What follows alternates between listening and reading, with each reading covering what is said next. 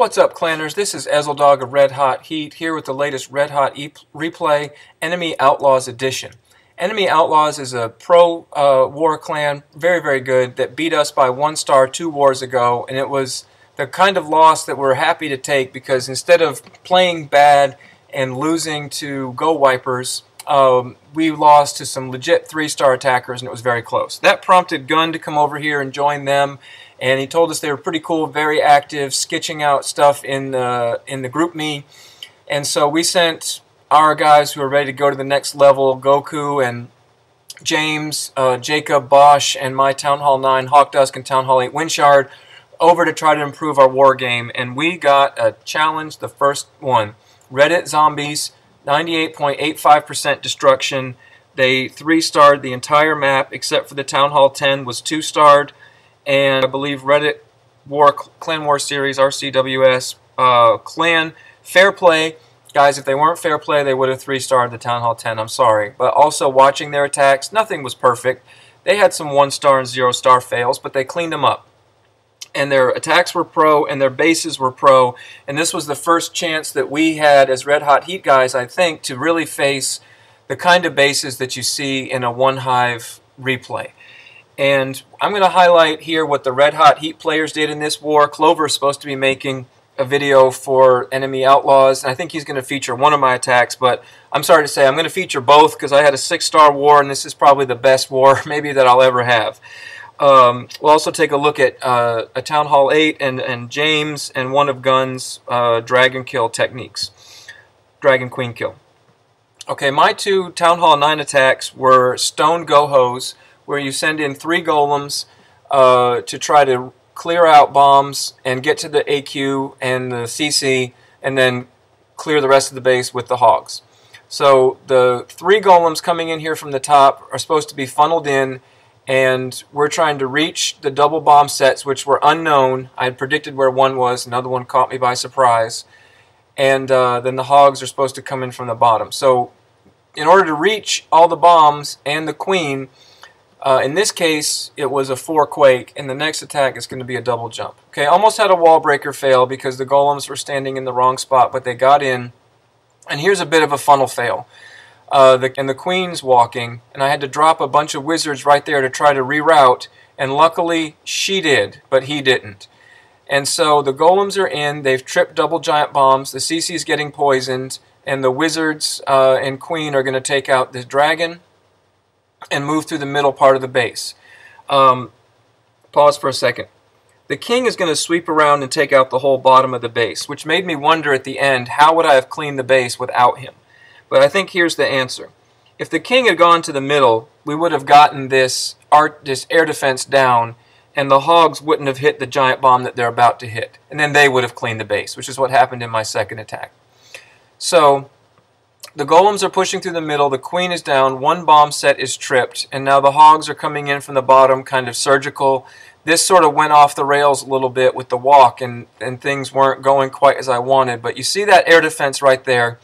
If the Barb King was inside, that air defense would be down right now. Look at, come on, queen. She's going to shoot it like once. If the king had been there, those double giant bombs would not have been triggered, and I would have had a ton of hogs for cleanup.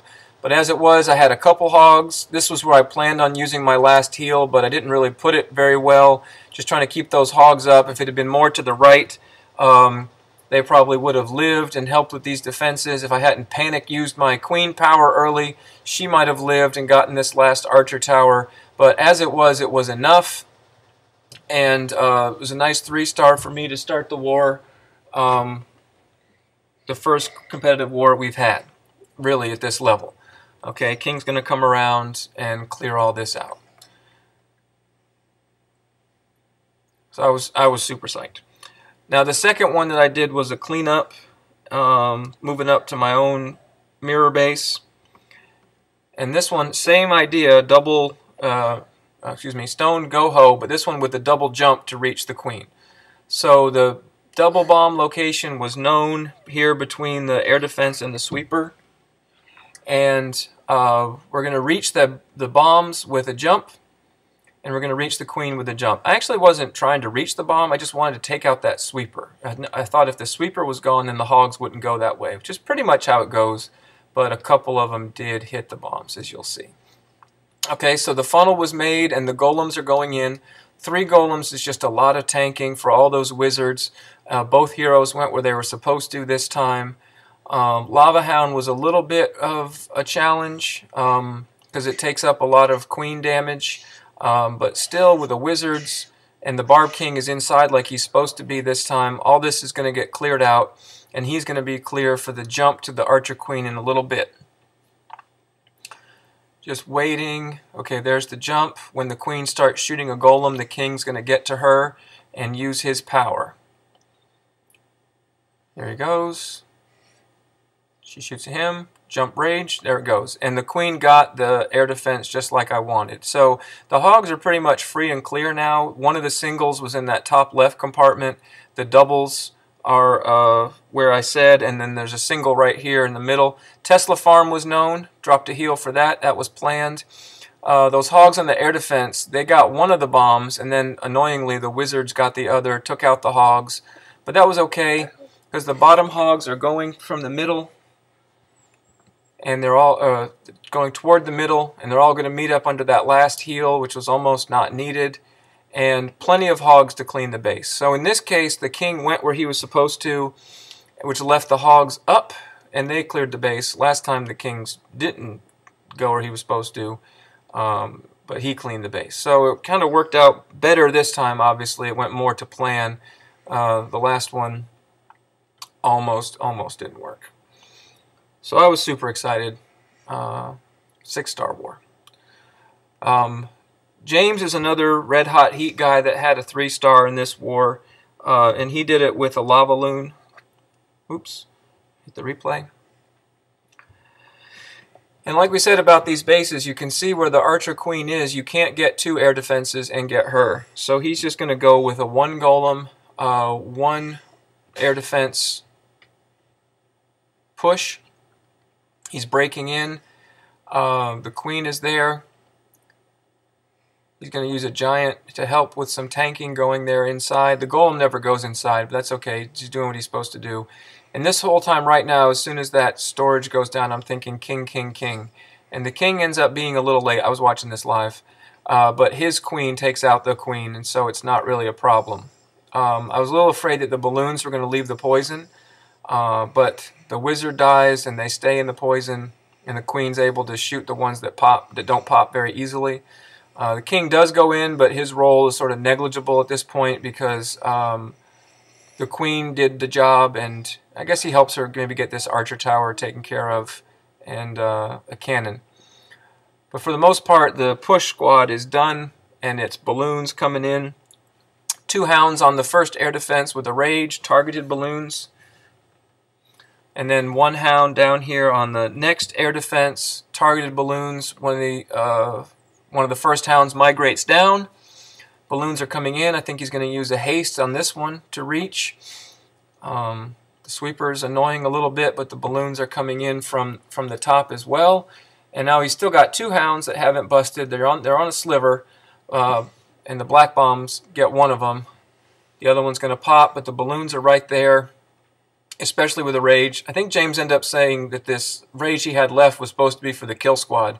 And he either, I don't think he said he forgot to use it, but maybe just didn't feel like he needed it, and then is able to, you know, just overkill with a rage there at the bottom. So James and I actually got a shout out from the zombies on their clan message about these 3-star attacks. So we were super psyched to be representing Red Hot Heat that way here in this war. Oops, just hit play again. One more of my own attack. I'm sorry, I hate to show, but I'm going to show the Wind Shard 3-star against number 17, just for future documentation of what to do with exceptionally tough Town Hall 8 bases. My first Town Hall 8 attack was a 1-star because I underestimated how difficult it would be to reach the double giant bombs. I had a golem push just like this one, and I made it to a lot of compartments where I thought they could be, but I didn't get into the most central one that there was. And that's what Reddit Zombies had for us. All their giant bombs were super buried. The double set here is there between the sweeper and the air defense. And so the challenge of the golem push is that it's easy to wall break into this first compartment. Look at all those gaps. Oh, it might be bombs by the mortar, bombs by the wizard tower. There's not. This would be so easy to get into. It's really hard to get down to that second layer, this inner sanctum, because there's so many jagged edges where wall breakers won't hit where you want them to, and you don't have a jump spell. So what the video strategies have said is you need to use a P.E.K.K.A. or witches and a rage to somehow get through to the next layer. I decided to go for, let me pause for a second, a heal to keep my wizards and my other troops up, because I'm thinking if they can just kill these defenses, they don't have to touch the bombs. And I saw here that the king and the P.E.K.K.A. were going where I wanted them to. The hogs are coming in. One heal there for those. I think the single bomb they never actually tripped, but there you can see the P.E.K.K.A. and the golem and the king, they got the double set. And so now a giant on the right and some more hogs, and they're just all going to meet up in the middle. One more heal. Poison, I think I put the poison on the skeletons and the enemy Barb King right there at the end. And it just worked out because the P.E.K.K.A. Golem squad went where they were supposed to. And that's kind of what it takes on these advanced Town Hall 9 bases. Alright, so we'll fast forward through this. Just clean up. Like I said, the first attack did not go that well because I didn't realize how hard it was going to be to reach the double giant bomb set. Okay, last thing we're going to show from the war, we're going to give a shout out to Gunn. He didn't do probably as well as he wanted to in this war, but he was pushing and attempting advanced attacks. And he used one of the techniques that is used to counter these bases where the queen is by herself, not where you want to go in, of a dragon rage kill. So he's going to kill the queen with 2 dragons and a rage spell. Now these balloons, I believe their purpose is to probe for seeking air mines, the black air bombs that could destroy your dragons and keep them from getting to the queen. But he makes a nice funnel for his dragons with some wizards. Cool drive-by by the golem, right? Golem just walks by tanking. This isn't where he wants the golem to go in. But he's going to use the golem to help tank for the wizards, which is really cool. And now the dragons get her, and they're going to do a little bit of damage to the base. And now here he's sending in his second golem, and he's going to use a jump spell. I think he wants to reach this area right here. And the attack just peters out. I've been watching this a couple times. I think the reason is this lava hound really occupies his queen and delays her and actually ends up even taking her out. So just unfortunate CC troops. If it had been a dragon, this would have been a lot easier. You can see his king and his golem are way ahead of the queen right now. They're not taking that much damage, but they sure could use her help. I think they're going to start taking damage in a minute because they're going to jump into this area and just never quite reach the giant bombs, unfortunately. When the queen busts this hound, it not only kills her, but then tons of pups just follow his hogs all around the base. So between the pups and the skeletons, it just doesn't work out. But, not every attack's going to. I think this one ended up getting cleaned up, which is good. But, we wouldn't be doing any of this without Gunn and the videos that he shared and his always pushing forward. So just wanted to give him the credit for attempting things like this cool dragon rage kill and stuff like that. So yeah, you can see the pups are still up, the skeletons are still up, and they're just harassing his hogs the whole rest of the raid. But very forward-thinking, avant-garde as usual from Gunn. Alright, that's it. Hopefully Clover does have time to make a video to show some of the other cool attacks that were in this war. First he said he wasn't gonna because it was a loss, but then he said he was gonna just because it was a really special war. But we'll see if he ends up having time. But this is the Red Hot Heat version of it, coming to you from NME Outlaws. Very cool war clan that we're going to stick with and try to become the best attackers that we can. This is Ezeldog, and thanks for watching.